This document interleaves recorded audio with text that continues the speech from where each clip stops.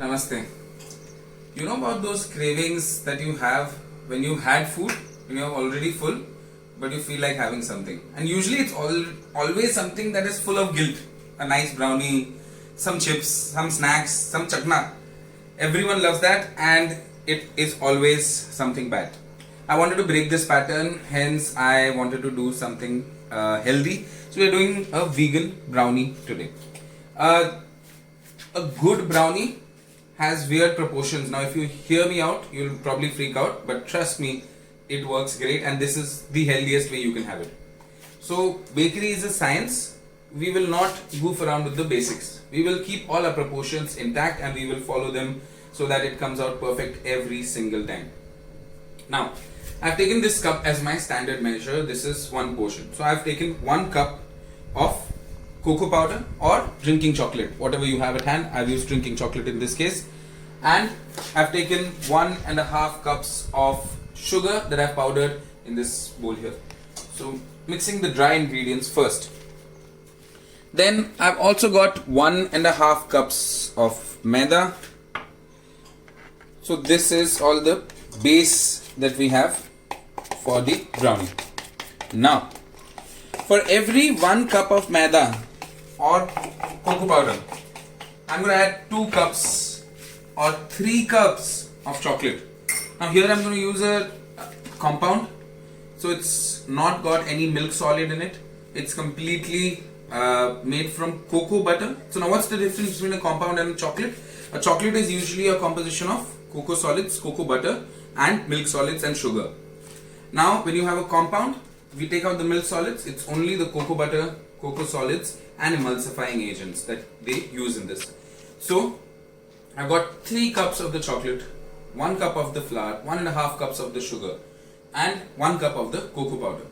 I'm going to melt this chocolate in the microwave. It's perfectly okay to melt it in the microwave. The only thing you have to be careful about is to keep stirring it every few 30 seconds. Don't blast it for 10 minutes. It will destroy the chocolate. 30 seconds stir, 30 seconds stir. Then you can avoid the whole shambles of putting a double boiler to melt chocolate. This is easy, quick and fast. Now, a good brownie recipe, for every 1 part of flour, you need to have 2 parts to 3 parts of chocolate and 1 part of fat. So that's the key. Now, instead of using butter in a traditional recipe, I'm going to use oil. You can use any oil that has low or mild flavor, rice bran oil, sunflower oil, soybean oil, anything works fine as long as it's a flavorless oil. Now here's to the secret trick for the day. What I've done here is I've soaked some, if you come close you can see some cashew nuts and some black insect like things, that's flaxseed.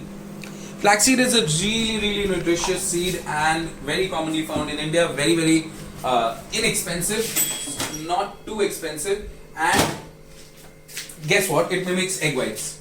So now if you see, I've actually poured hot water over the cashew and the flaxseed, and you see this water, it's become gelatinous like an egg white. So now this is important because the chocolate, melted chocolate won't be enough, or the oil won't be enough to give it enough moisture to bind all these dry ingredients together. Hence I'm going to use the flaxseed water. Now in a traditional brownie recipe you would always have cream, which you would use, but we are not going to use cream. We are going to have cashew milk powder, milk instead of it. Now instead of doing the cashew and the flaxseed separately, what I've done is put them together and then blended them. I'm going to blend this quickly while the chocolate melts and then put it all in this and then start mixing it around. So now here, for the crunch element in the brownie, I've got some toasted walnuts, pumpkin seeds, we have some oats in there and some cashew nuts. So I've taken all of these, I've toasted them and I've roughly chopped them. I've kept some of the walnuts big because I want that crunch. And I've got some vegan chocolate chips.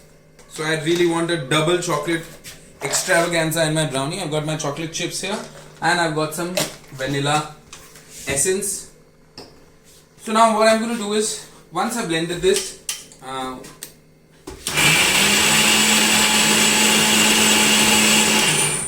done. So once I blended the cashew and flaxseed, I'm going to strain it into this and then I'm going to mix the oil, baking powder, baking soda. I'm going to use this tiny spoon of baking powder and tiny spoon of baking soda. Mix everything together and then we'll go into the baking stage. Now another secret that I have here is this.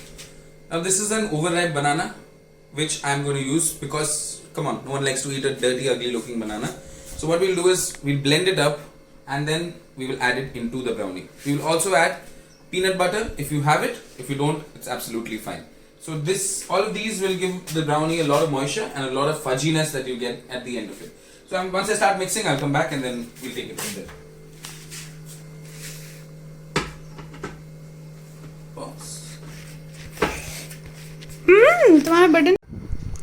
So I've melted the chocolate in the microwave. I've added a little bit of oil that I had for the recipe. And look at that, it's therapeutic when you work with chocolate. So I've mixed all my dry ingredients here, and here is the paste that I made with the bananas, flaxseed and cashew. If you don't have any of them, it's fine. It's absolutely fine. You can just use cashews, you can just use bananas, you can just use peanut butter. The objective is to give something moist and fudgy and rich that gives the brownie its nice fudginess, if I may say so. So I'm going to add a small teaspoon of baking soda, tiny bit, not too much, and a tiny bit of the baking powder. So this will leaven the cake. Because there is no egg, we need some kind of aerating agent. Once I've mixed in all the dry ingredients, it's important you make them almost homogeneous before we put in the wet ingredients. Otherwise, you might have lumps of chocolate in one place and lumps of just plain flour in the other.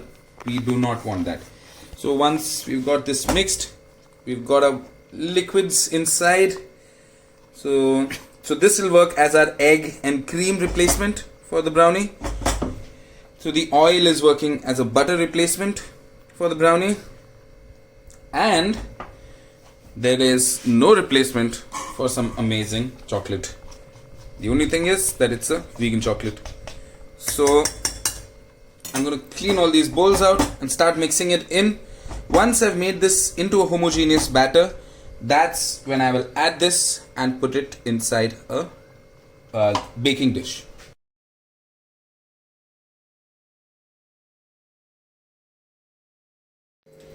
The oven is hot, 200 degrees. The tray is set. I've got some baking paper in it, which I have moistened and crushed so that it fits easily. Otherwise, you can just put oil and then put flour and dust it with the flour. That's good enough. It can act as a non-stick. Now here, look at my batter. Looks so beautiful. No one can say that it doesn't have eggs or it doesn't have any butter. So it's rich. You can taste it to see the sugar level. If it's not enough, if you want more, you can always add some. I'm going to add 2 drops of vanilla essence. I'm going to add all my beautiful nuts. That's going to add the crunch to it. And I've got some oats to help with the protein, to help with the nutritional value of the brownie. And I've got a buttload of chocolate chips because I like melty chocolate inside my brownie. So I've got this. Just give it a quick mix. You don't really need to knead it per se. It's okay if it's unevenly distributed. You just want a little bit of everything in every part of the brownie. And then straight into the bowl, into the oven, and then you just cook it till it gets cooked. There is no fixed amount of time that you need to put it in the oven for. What I do is take a toothpick, check the center, the thickest part. If that's cooked, then it's cooked.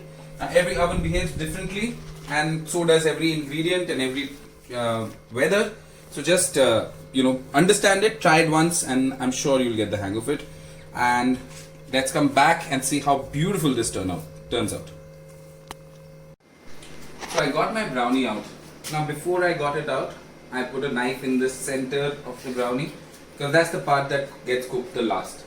Now when you get your knife out, you don't want it to be fully wet and like gooey, but you don't want it to be fully dry as well. If it's fully dry, that means the cake has overbaked. That means the brownie is going to be too dry and too chalky, if I might say. But we want it to be little moist, and after it's a little moist, I've taken it out of the oven, let it cool in the pan, and then it's become a little room temperature. So now is a good time to take it out. I've got my plate ready, and you've got to be really delicate with it because it's a very, very soft and fudgy brownie. You can Just look at that. Look at that side, and you see this beautiful crust on the brownie. That's I think my favorite part of the brownie itself. I'm gonna cut a tiny piece and then see how it really turned out. If it's a disaster or a boon. Oh my god, that's one really fudgy brownie. Now check that out. Whoa, that's a whole new definition to fudgy brownie. I'm gonna try and see if it can tell me that it's a vegan brownie or not. I swear to God, this is too good for the Queen of England. I mean, even she's not worthy of it. Give it a try at home and then tell me if this is the most gooeyest, beautiful brownie that you've ever tasted.